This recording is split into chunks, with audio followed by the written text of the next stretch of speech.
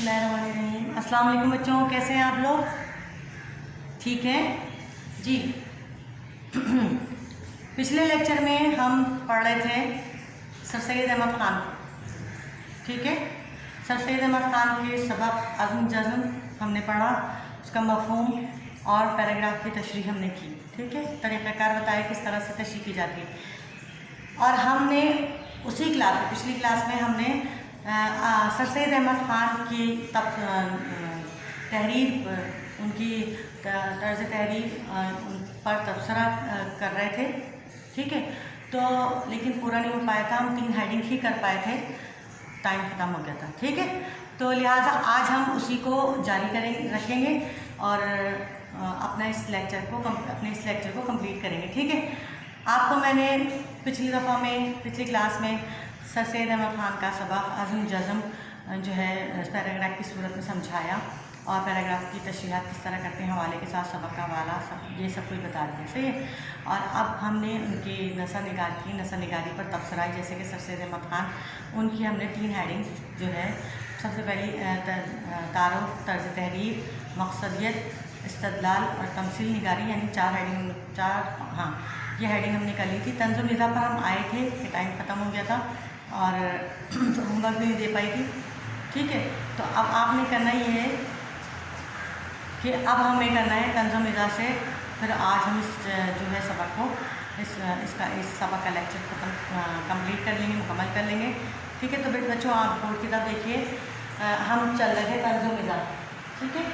तंज़ व मिज़ा, ये रहा तंज़ व मिज़ा। सर सैयद अहमद ख़ान के अंदाज़ में, उनके तहरीर के अंदाज़ में तंज़ व मिज़ा किस तरह से शामिल है, आपको फिर इस तरह से डिफ़ाइन करना है। थोड़े से जो है मैं आपको मुख्तसरन बता रही हूँ, आप इसको बढ़ा चढ़ा के खुद लिख सकते हैं। पता होना चाहिए कि किस हेडिंग में क्या पूछा गया है, तो उसको लिखना आसान हो जाता है। लेकिन अगर पता ही नहीं होगा तो क्या लिखेंगे, तो फिर मसला होता है, ठीक है। तो तंज़ व मिज़ा में आप क्या करेंगे, सर सैयद का तंज़ ऐसा था कि मौके और मुनासबत से वो अपना तंज़ इस्तेमाल करते थे, मतलब तंज़ व मिज़ा इस्तेमाल करते थे। उनकी तहरीरों में बहुत ज़्यादा आपको मिज़ाह या तंज़ नज़र नहीं आएगा, बस कहीं कहीं उनका जो है काम नहीं होता। ऐसे कहीं कहीं तो इस तरह से मजाक उड़ाते हैं, कौम की बेइज्जती का इस तरह मजाक उड़ाते हैं, और कहीं कहीं तंज़ के निश्ते चुप होते हैं, ठीक है।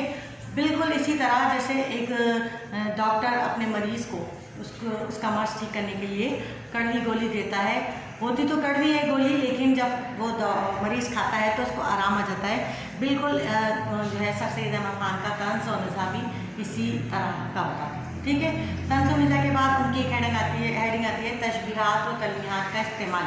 सर सैयद की नसर में तशबीहात और इस्तिआरात का इस्तेमाल किस तरह से नज़र आता है कि उनकी तहरीर में वो हर जगह नहीं देखते हो, तशबीहात और इस्तिआरात का मल जो है मौका महल देख कर इस्तेमाल करते हैं।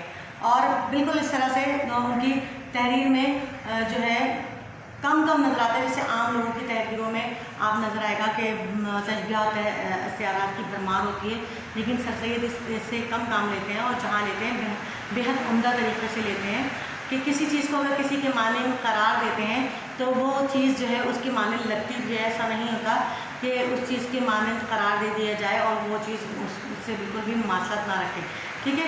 तो उनकी तशबीहात और तलमीहात का इस्तेमाल बहुत जगह किया गया है, लेकिन बहुत खूबसूरती के साथ किया गया है, ठीक है। अब उनके जो है हेडिंग है सर सैयद की जो है तहरीर में चंद नक़ाइस।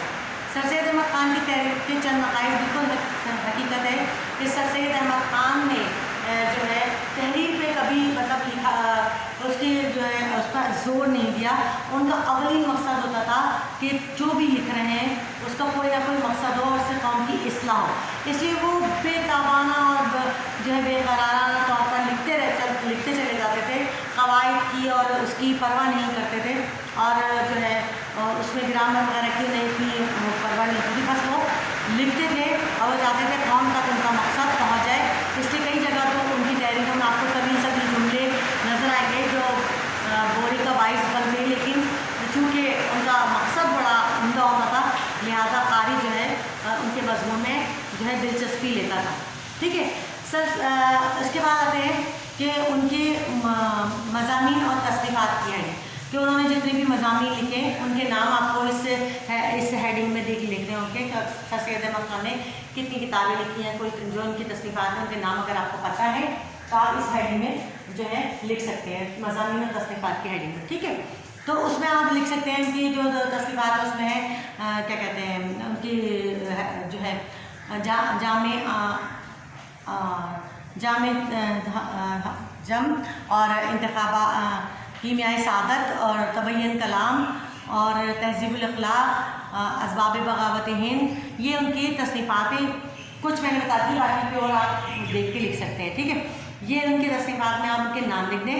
फिर उसके बाद जो आपकी आखिरी हेडिंग आती है नाक़दीम क्यारा। नाक़दीम क्यारा क्या होता है बच्चों, पता है ना, मैंने जब सैयद सलमान नदवी की तबसरा निगारी की थी तो उसमें मैंने आपको बताया था नाक़दीम क्यारा होती है कि जब कोई भी अदीब या शायर कोई कलाम या जो है नसर लिखता है तो उस पर जो है तनक़ीद निगार जो है राय अपनी देते हैं, और वो राय बड़ी अहमियत के हामिल होती है और पता चलता है कि वो जिस शख्स ने जो कुछ लिखा है उसका कलाम या उसके तबसरा उसकी नसर किस हद तक जो है अच्छी है कि पढ़ने वालों तक पहुँचने से पहले कुछ लोग उसके बारे में जो राय देते हैं वो हमारे लिए बहुत अहमियत रखती है। इसको ज़रूर लिखना चाहिए। और नाक़दीम क्यारा में अगर आपने 3 की राय भी लिख दी, किसी 3 की राय भी लिख दी तो ये सवाल जो है कंप्लीट हो जाता है। जैसे कि नाक़दीम क्यारा में मैं एक बता देती हूँ। हाल ही कहते हैं कि सर सैयद अहमद खान का कलम जब चलता है तो बेलगाम घोड़े की तरह भागता है, ठीक है।